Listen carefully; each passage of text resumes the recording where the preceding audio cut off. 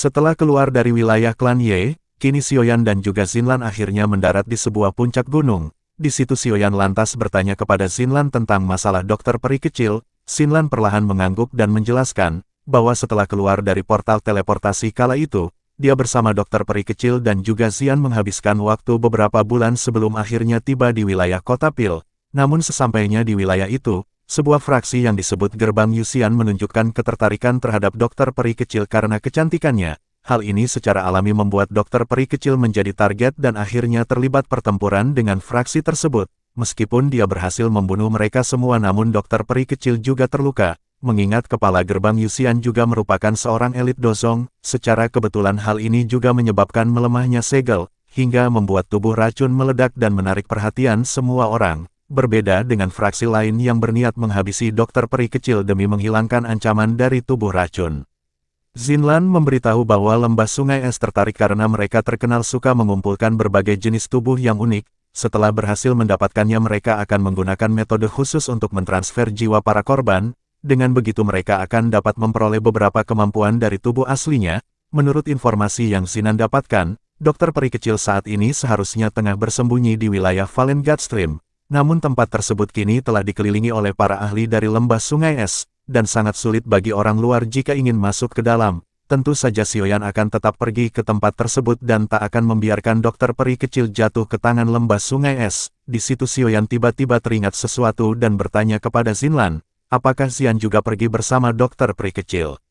Xinlan pun menjawab, bahwa Xian telah menghilang begitu mereka tiba di wilayah kota Pil. Meskipun hal ini terdengar cukup membingungkan, tetapi Xian tidak benar-benar menghilang. Sebelum pergi dia meninggalkan sebuah pesan dan mengatakan bahwa dia merasakan sesuatu terkait tempat tinggal asalnya. Xiaoyan pun sedikit tertegun ketika mendengar hal ini. Identitas Xian memang sangat misterius dan belum terungkap sedikit pun. Xiaoyan hanya bisa berharap gadis muda itu baik-baik saja sampai mereka bertemu kembali. Setelah membicarakan semua itu, Xiaoyan langsung meraih Xinlan dan bergegas pergi ke langit utara untuk memulai misi penyelamatan dokter peri kecil. Wilayah Valen Godstream sendiri memiliki medan yang sangat berbahaya. Selain terdapat jurang yang sangat dalam, tempat ini juga dipenuhi oleh kabut serta makhluk beracun yang sangat mematikan. Dalam kondisi normal sangat jarang orang yang mau datang ke wilayah ini. Namun setelah berita bahwa gadis racun bersembunyi di tempat tersebut, kini wilayah Valen Godstream benar-benar dipenuhi keramaian dan dikelilingi oleh para ahli yang menargetkannya.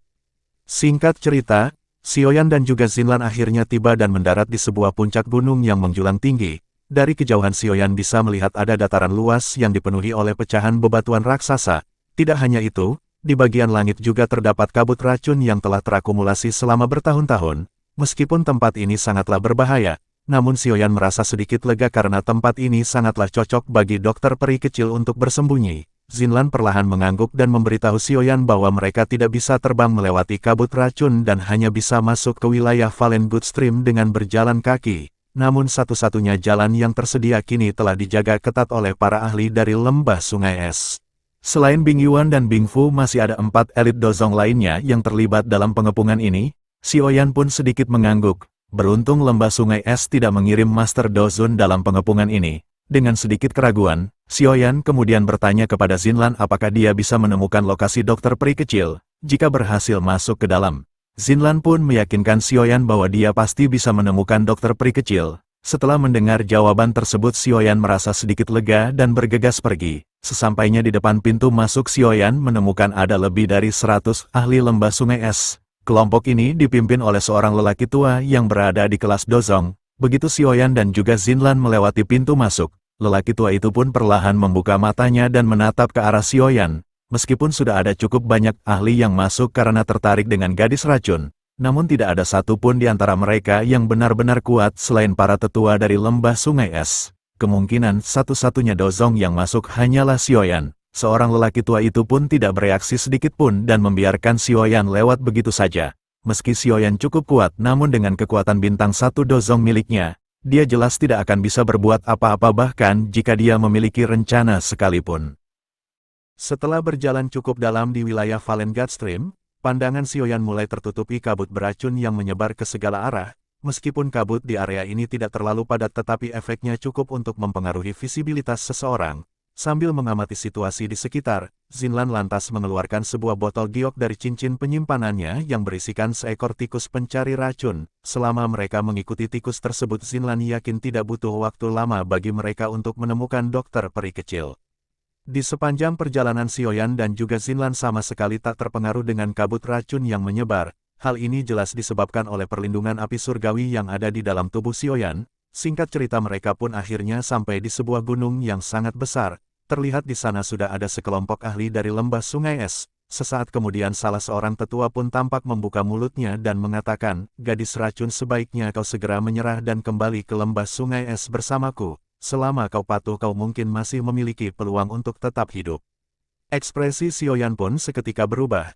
Tatapannya segera beralih ke arah mulut goa yang ada di hadapan lelaki tua tersebut. Dari kejauhan dia bisa melihat ada seorang gadis muda berpakaian putih. Di sana sosok anggun ini tidak lain dan tidak bukan adalah dokter peri kecil. Xiaoyan pun menghela nafas lega ketika melihat bahwa dokter peri kecil masih baik-baik saja. Setelah itu tatapannya segera beralih ke arah lelaki tua yang melayang di langit.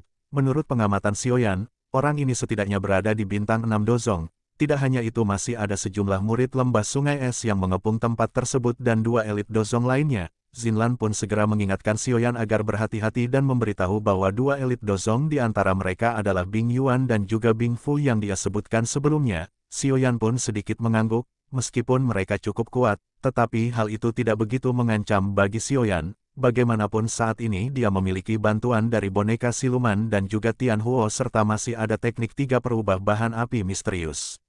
Beberapa saat kemudian para ahli dari lembah sungai es sekali lagi memerintahkan dokter peri kecil agar segera menyerah. Setelah pertarungan sebelumnya, dokter peri kecil telah terkena es misterius yang dilancarkan Bing Yuan dan juga Bing Fu.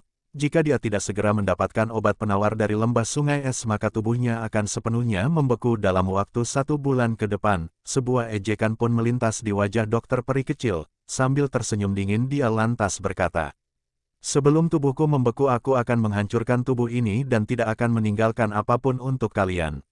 Ekspresi Bing Yuan sontak dipenuhi amarah membara. Dalam sekejap, sejumlah tombak es pun muncul di hadapannya dan melesat ke arah dokter peri kecil. Di saat yang bersamaan, douki berwarna ungu pun melonjak keluar dari tubuh dokter peri kecil dan berubah menjadi sebuah penghalang.